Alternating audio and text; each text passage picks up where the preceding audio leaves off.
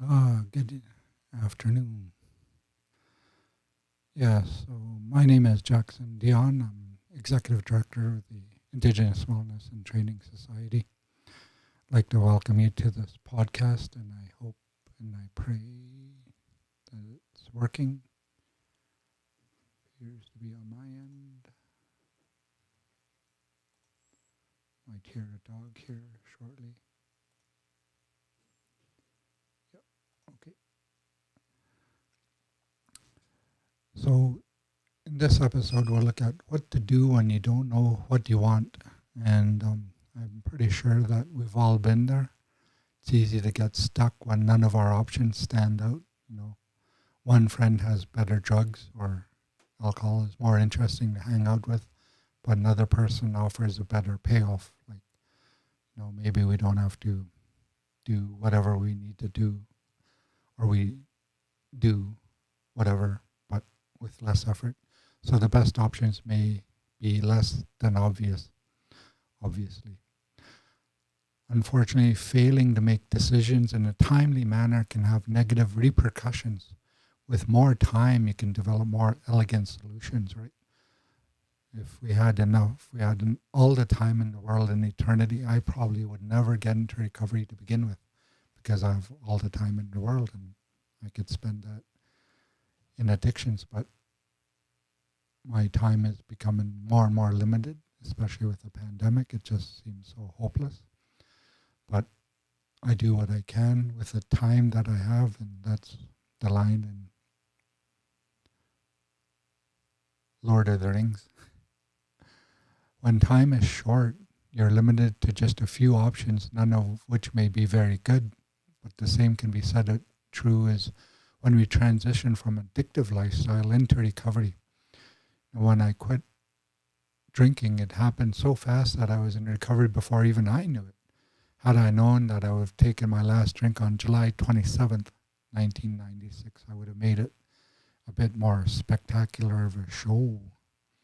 But July 28th, I consider that my sobriety date. It's the first day that I've without alcohol in 1996. And since then, I've been struggling to make my life more manageable. My name is Jackson Dion. I'm, like I said, the Executive Director of the Indigenous Wellness and Training Society. I live in Surrey, BC. I've lived in the Lower Mainland for over 20 years. I went to school, did quite a bit of education myself. And the only difference between me and somebody new coming off of the streets is that I have a little bit more time.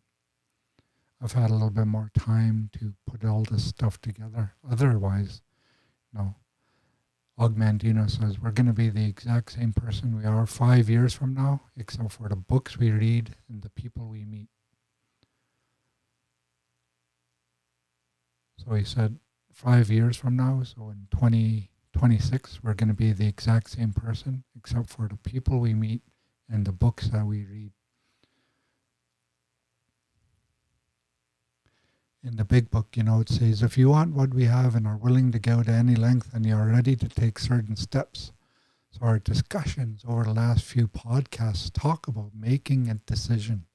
We're helping you in the decision-making process because although recovery sounds enticing, it's definitely not easy. It's not easy at all, and I'm speaking from deep experience when I say it's not easy.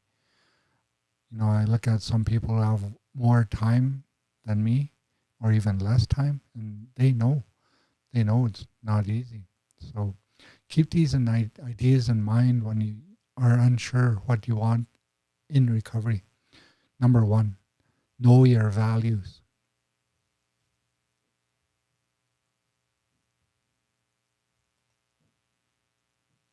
To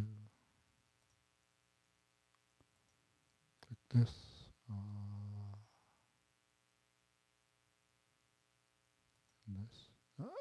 I'm melting. Know your values. So those who are well in tune with their values have much easier time making decisions. It's much more challenging to make a choice when you're unclear and lack a stable view of yourself and what's important to you. The the reason that this whole society, IWTS, exists in the first place is that we know the value of human beings and we want to do everything we can to support a person wanting to get into active recovery because we know what it's like to see individuals who have hidden talents and we don't know that they're hidden until they're discovered. So that's what we want to do is we want to work with every individual for as long as we can, whoever comes into our fold in a sense or is introduced to our society. We want to develop long-term relationships and because we know what it's like to have family out there and not have those connections. So we want to be an intermediary. So we'll help you sort out your stuff. So when you do see them, it's dealt with, it's gone. You know, you don't have to bring whatever happened back there into our current relationships. And so we know a lot of individuals have hidden talents. I've seen it. Like some people are annoying, but then you give them something and they'll surprise you. Number 2 is have goals. When you know exactly where you're headed, most of the options can be eliminated quickly. The problem is in addiction, we don't know where we're going or what do we want to do. So does a particular possibility bring you closer to reaching your goal? The more your decisions are based around your goals, the more likely you are to accomplish them. So keep your goals fresh in your mind. And the way to do that is if you want to have a fresh, clear mind, get into recovery. I know 6 months into my recovery, a mental fog lifted and I was able to think clearly. Think that I've never been able to think before in my life up to that point. And every year after that, it's getting a little bit more clear of what I'm here, the purpose that I'm here on this earth. And I just pray to God that I'm on the right track. So we will work with what you have and where you're at, because that is where we started. I started there. Number 3, collect the information you require. So wise decisions require good information. Most of us either fail to gather enough information or we're forever stuck on this step. Just encourage you to seek an elder who's been in active recovery for a very long time and ask them about their journey. They'll be more than willing to share their journey with you. So knowing yourself and your goals can dramatically reduce the amount of time needed to navigate your information gathering efforts. An elder will know themselves and their goals. This would be a great place to begin your recovery journey. Start off on the right foot. Go and see the elders. Examine your fear of failure. No, I thought I was going to be nothing but a failure in recovery. I thought I was just going to twiddle my thumbs. And maybe I did for 5 minutes. No, probably a lot longer than that, but you just have to examine that fear of failure. It's common to shun actions that may result in failure. Ensure you're not basing your decisions too much on the likelihood of success. Sometimes before I do presentation, I tell myself that I'm going to do an absolutely horrible job at that presentation. So that takes the pressure off. So tell yourself before you get into recovery that you're going to make an even bigger mess of your life and see what happens in active recovery. You'll be really surprised. So overall, avoid allowing a little uncertainty to prevent you from fully living your life. So we have a little uncertainty, and here's a full life, and we choose a little uncertainty. So avoid that. Look at the bigger pictures. People say that begins with taking the first step, making a decision. Do I want the next 5 years of my life to look like the last 5? If not, change, right? Make a decision. Keep the long term in mind. Many individuals are short-sighted, and I know that I was. I didn't ever think of where I would get to in recovery today and what I was able to achieve and accomplish. I never thought of that. I only thought, like I said, I was going to be sitting there twiddling my thumbs. But I've far exceeded the goals that I've set, and I Don't know how I did that. It's through the grace of God, and which I'll forever remain humble and appreciative. He's given me way more than I ever thought or imagined, but my journey all started with a decision.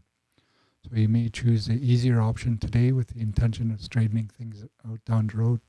And that was my first kick at the can. I said, okay, once I have all these things done, like a career, job, money, house, whatever, like a relationship.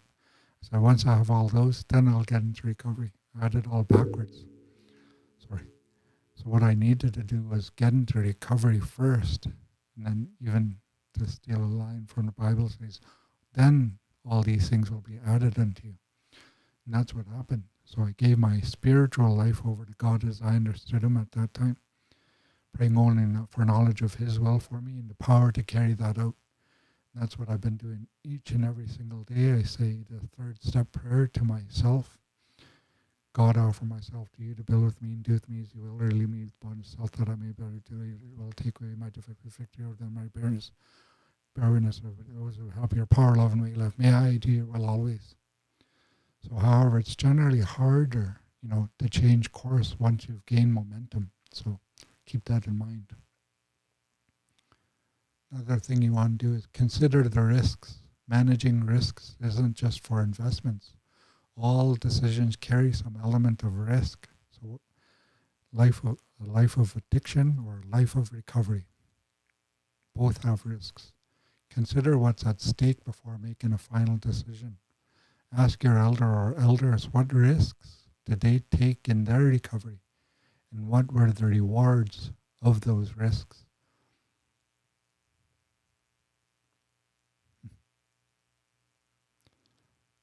Number 7, it's a settled deadline. We're all used to deadlines, whether they relate to a project at work or choosing a vacation destination.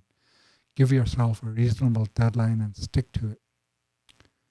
And choose. If you're still stuck after applying all other suggestions, just choose something. All the options are likely to produce a similar outcome. Pick one and begin taking action. Failing to choose is choosing to fail. So no progress can be made without a clear and committed decision. Even flipping a coin is infinitely more effective than failing to decide. I'll call it for you. Heads, get into active recovery. Tails, stay in passive recovery. So be confident. Make a decision. When you fail to decide what you want, you're ultimately stuck with the simplest option available. If you don't decide your life, outside forces will decide it for you, like the various authorities that are there just waiting for you to fail. Avoid putting yourself in that situation. You don't need to go to those depths to get into recovery. You can start now by following these simple suggestions. Like suppose you need to find a new apartment to rent. With a 3-month deadline, you have far more options than you do with a 7-day deadline. So if you wait too long to decide what you want, you lose flexibility and your options are greatly restricted. I've fallen into that trap so many times that a lot of all my problems would have been dealt with had I dealt with it sooner. That's part of the alcoholic mindset maybe. So make your decisions intelligently and quickly. Your life will be more rewarding and less stressful.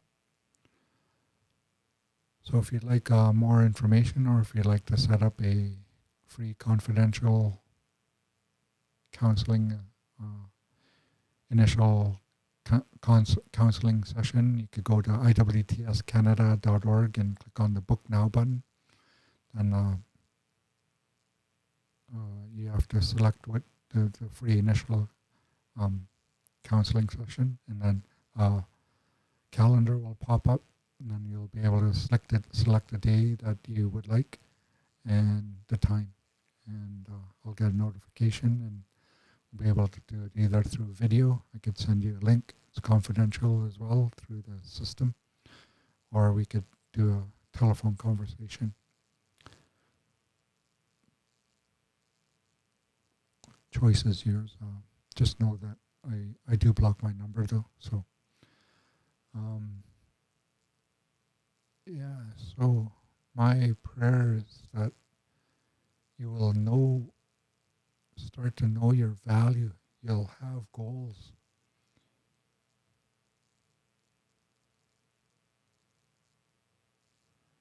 You'll collect the information that you require. You'll examine the fear of failure. You'll keep the long term in mind. You'll consider the risks. Set a deadline and give yourself a lot of choices. Now, do it now while you still have the choice, while you still have your health, your mental faculties. And if you're staying at somebody's house or if they're allowing you to do that in the short term, yeah, just use all the resources. Like there may not be much, but it'll grow over time. And as long as you make the decision. So once you make the decision, then just don't worry about it. Just kind of like keep some of these thoughts. Can come back to this video and see what got you into recovery in the first place, and rinse, repeat, and keep on doing that. So that's my prayer for you. If you stumble upon this video, it's just make the decision. Know that you're of value, and what you have is of value. And once you get to be an elder too as well, that you'll see it'll start making sense then, and how you want to do more for your generations afterwards, because that's what it's all about. So get into recovery, do the restorative justice, pay back for all the harms that we've done. Then we get into reconciliation, and finally we think about the future generations. So we need the physical, the mental, physical, emotional, mental, and spiritual. That's the stages. And we could help you and guide you and make a solid foundation of recovery.